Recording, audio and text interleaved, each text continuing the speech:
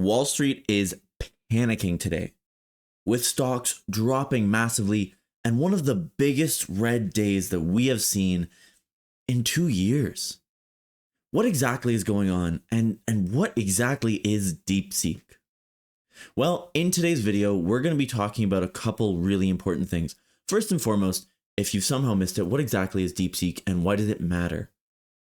Second, we're going to be talking about what companies got caught up in all the big news today, and we're going to talk about some of the biggest losses. We're going to talk about some Canadian companies that have been attacked by this giant market panic. And then we're going to talk about a couple of opportunities that I see specifically in the Canadian market where investors could take advantage of all of the fear that is out there right now. Welcome to Golden Arch Investing. My name is Liam, and in today's quick video, we're going to be talking about the massive AI news that came out over the weekend and the much more massive changes that have come today in the stock market. We've seen like hundreds of billions of dollars erased in a single day.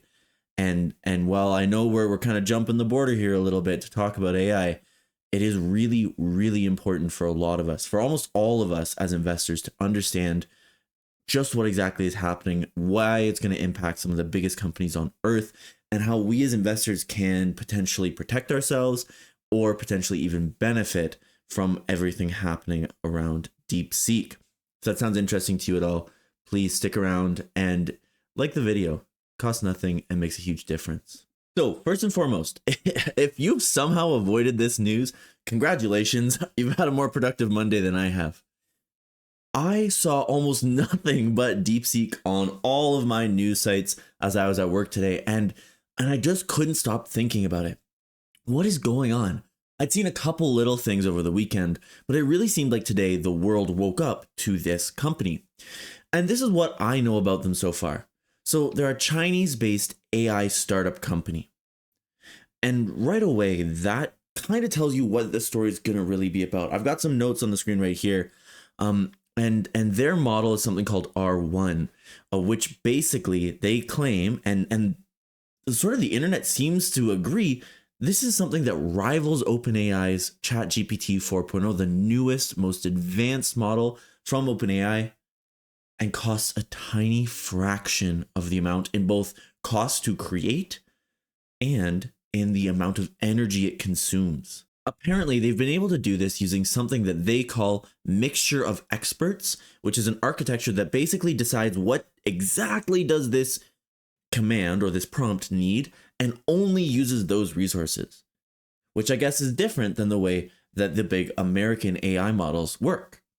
And by doing this, we're talking a fraction of the amount of energy is being used for every command, which obviously over the sort of scale of something like an OpenAI, of a ChatGPT, of a Meta AI, is going to add up to a huge, huge amount. And importantly, the thing that is really, really important about this is not really about one new AI model. There's a new AI model out there every week, but they've proved today that the consensus thesis around AI, that hardware was going to be the differentiator between the big guys and everybody else, is broken. They have proved that actually software can beat the most advanced, powerful Nvidia, tens of thousands of GPUs. They claim, and again, this is just their claim, that they used about 2,000 Nvidia H800 GPUs, which are a sort of weaker, less powerful GPU from Nvidia, to create something that cost OpenAI literally tens of thousands of top-of-the-line GPUs, and that these big companies are willing to invest literally hundreds of billions of dollars to scale out. And so this breach of the consensus is huge. That has really, really changed exactly what investors should expect from all these AI-based companies, and specifically there's a couple companies that seem to be getting hit the worst. I think the first and most obvious company that's getting hit today is Nvidia. I've got it here, just at market close, that Nvidia is down about 17%, just under 17%. And according to Yahoo Finance, at least, that's a drop of $560 billion in market cap, which not so long ago would have been one of the biggest companies on earth in market cap, disappeared in one day. Which is just insane to me. That's an insane numbers. That's so much money. It looks like the reasoning why investors are selling off is that thanks to DeepSeek proving that hardware is not the only factor, all of a sudden it calls into question Nvidia's pricing power, the scale at which they really need to operate. Right, they've been sort of scaling up to sell all of these GPUs at these fantastic prices to these big, hyperscalers who need all these GPUs. Well, if that's no longer the case, then the valuation put on Nvidia and the expectation that they're going to be able to grow at a consistent rate and just like rake in profits suddenly broke today. And yeah, it's just like a worst case scenario for these guys, particularly considering this is a Chinese based AI startup that created DeepSeek. The Chinese market has been restricted from buying the best Nvidia GPUs that they're selling to the Americans for a while now. And so the fact that it's a Chinese company that's able to outcompete the American ones using the sort of, second tier Nvidia GPUs, I can't imagine that the execs at Facebook or Microsoft or Amazon are happy to see this, right? They've been spending, again, hundreds of billions of dollars on these Nvidia GPUs, and all of a sudden the second tier stuff that you are allowed to ship without sanctions can beat the amount of money that's put into the things that are supposed to be top of the line. Absolutely insane. The next stock I have on the list here is ASML. If you don't know these guys, they're the like DUV, like the deep ultraviolet, extreme ultraviolet folks. They've created basically a giant monopoly on the top tier chips. Their whole sort of valuation story is about the idea that there's going to need to be more chips produced and that they need to be more efficient in order to scale because the hardware is going to be so important for AI. And now all of a sudden their thesis is called into question too, because if Nvidia is no longer requiring these huge amounts of chips, then the fabricators, the TSMCs of the world, might not need as many of these ASML machines. ASML dropped about 7% today. Not as big or dramatic a jump, right? They're not quite directly in the line of fire, but they're going to catch flack. And there's lots and lots and lots and lots and lots of companies that caught flack today, particularly the big tech giants. They didn't drop the same kind of amounts because unlike ASML or Nvidia, they're not entirely dependent on the hardware story for AI. But again, just imagine you're in the position of an exec at one of these companies who's been procuring Nvidia chips at insane prices. You gotta be mad today. You gotta be just angry because all of this money that you've been spending and saying, hey, investors, we promise this is a good idea to spend tens, hundreds of billions of dollars over the next couple of years on AI infrastructure. All of a sudden, if those investors don't trust you anymore, you're going to be in trouble. And so the tech giants dropped today. And I'm not going to go through the whole list because I don't think they're quite as sort of key for this story, but them dropping means everything drops, right? Because they're again, whatever, 40% of the S&P 500. They're a massive chunk of the US market. And so them dropping drags the whole market down with them. And really, like DeepSeek proving that hardware isn't the whole story. I think that's really where we got to focus because hardware has been what everyone's focused on. If you think about AI, you think about the kinds of companies people are investing in to play the AI trend. We're talking data centers, right? Data centers everywhere, chips everywhere. That's really the story of AI recently. And that story is all of a sudden in question. And so the valuations put on all these companies is going to also have to be in question. Now, here on Golden Lurch Investing, we love to talk about Canadian companies specifically. We're a Canadian-based channel. We love to talk about stuff at home. And as huge as the story is for the world market, it's still pretty huge here in Canada. And there's a couple companies in Canada that have struggled.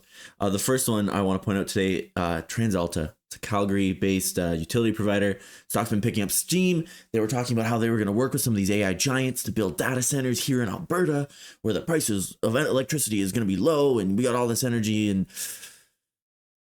well, the stock basically today erased all of the gains since December of last year, which just shows, and that's about 20%. It just shows just how much this AI story was baked in for these guys. Seeing a 20% drop in a utility stock in a day, brutal.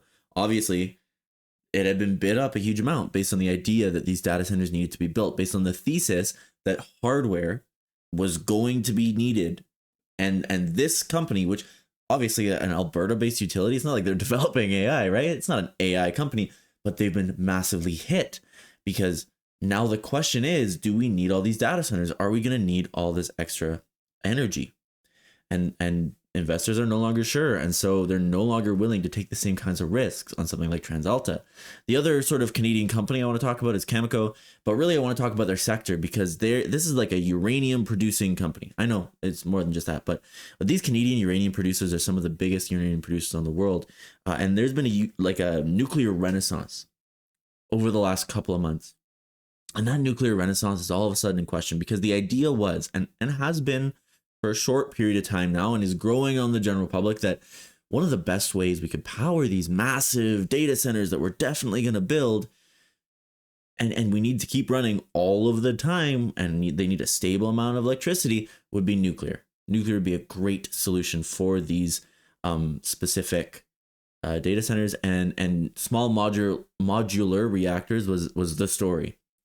And I know some of the hyperscalers, which are like the Microsofts of the world, who have these big cloud businesses where they need all these data centers, were working with big nuclear reactors. I remember the 3 Mile Island story I've got here on the screen, but the idea was that we were going to build all this new nuclear power, right? We needed it for all the new AI that's definitely going to be built. And now that consensus thesis is no longer certain, these uranium producers are down dramatically. Cameco specifically is down about 16%.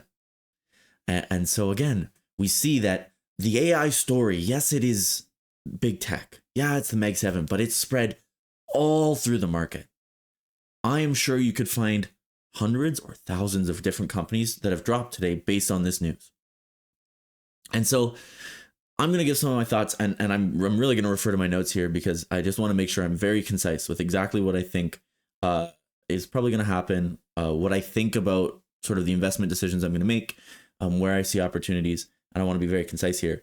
But my first important thought that I have written down is that just because one company was able to beat hardware with software does not mean every single hardware-based company is not needed. And it also doesn't mean that every single software-based small AI startup is going to outperform an OpenAI. Yes, it does challenge the thesis, but one company being able to disprove something does not mean everyone is going to. And so panicking is not what I would recommend. I would never recommend panicking when new news comes out. The market loves to panic.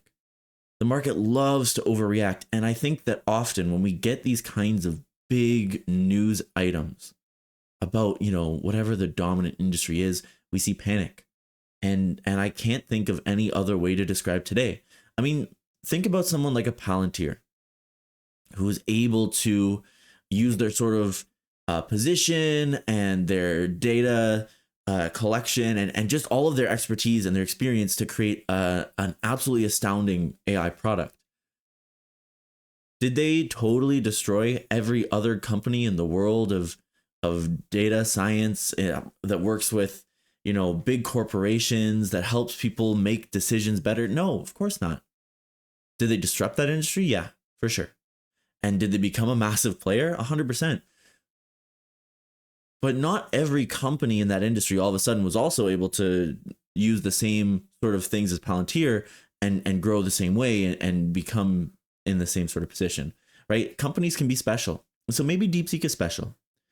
DeepSeek clearly has a very special group of people that are incredibly talented. And so I wouldn't expect every AI software startup to be able to replicate exactly what they did. And I think that panicking and assuming that the AI story is over and that the sort of big AI, big hardware, the need for this new energy and this new infrastructure and this new cloud is no longer valid. I don't think that's a good day one reaction to have. Could that be the case in the long term? Yeah, 100%. 100% that could happen. There is definitely a case to be made that software will beat the hardware. It has in a lot of other cases. Lots of other things around the world, we have found ways to make more efficient using software. Do I think that's going to make all the investments made by these hyperscalers worthless? No, because Imagine now if you had all the hardware and then you added the software, right? So there's all sorts of stories that are going to play out here that as an investor, I'm not going to understand day one. I can't imagine even like the big tech companies know the answer today. So why would I panic? And specifically, the companies that I'm the most sort of confused to see so caught up in this are the uranium producers. Because I mentioned the nuclear renaissance and that idea of we need these, this constant power generation. Yes, that was mainly about AI, mainly about data centers. But once it got out there and people started to turn around and warm up to nuclear, all of a sudden we were talking about powering boats, like big container ships with small modular reactors. We're talking about powering industrial sites. We're talking about powering factories. We're talking about powering mines. Just because AI might not need that same power doesn't mean that the massive change in the sort of popular thought about nuclear didn't happen. Doesn't mean that all of a sudden everyone hates nuclear again or is scared of nuclear or doesn't consider nuclear as a good option. Actually, I think that if you take anything, if you're going to make any big decisions today, I would probably be buying these nuclear stocks, right? And I won't tell you which Canadian uranium producer, because to be honest with you, I don't have a good answer for that. I don't know who the best is, and I will look into it and I will probably make a video about it. But I really do think seeing them totally caught up in this is a little silly. I think they have a real opportunity to still be massively awesome investments.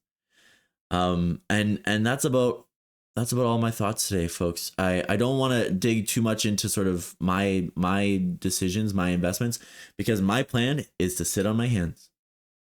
I'm not selling the S&P 500 today because all of a sudden, Microsoft and Amazon and all those other companies, Meta, right? The hyperscalers suddenly saw a big hit. I'm not going to sell because Nvidia is down so much money. I'm not going to sell out. I'm not going to sell out of all those companies. And instead, what I'm going to do, sit on my hands, watch what's happening.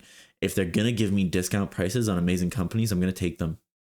And that's simply what it is. And right now, I think an amazing discount is on those uranium producers. I really do think the nuclear renaissance is going to truck on with or without AI. Again, could be wrong. Don't want to overreact. Definitely not making those decisions today. Today, I'm going to sit, I'm going to watch, I'm going to let maybe a week or two play out. There's a lot of other drama going on in the world without this AI news. And I'm going to watch, I'm going to learn, and I'm going to see what happens. And I'm going to see how the big companies respond, because you never know. There are a lot of really, really smart people at Meta, at Facebook and Meta, the same company, at Meta, at Microsoft, at Amazon, at all of these big hyperscalers. Obviously, a lot of really smart people at Nvidia. And just because one company so far looks like it's outperformed them does not mean that everyone's going to stay ahead of them forever. They have massive resources. They have a lot of really good people. And if there's anyone you can bet on to take a disruption and use it, it's those guys. So I would not be shocked if we saw more software accelerated AI in the near future. And I'm kind of excited to see what they do with it. I think it'll be really interesting. And if you enjoyed that video and you want to learn a little bit more about Canadian investing, and you just want to see a little bit more of what we do here on the channel, please do subscribe. It really means a lot to us. Doesn't cost anything. And with that being said, I hope I see you in the next video.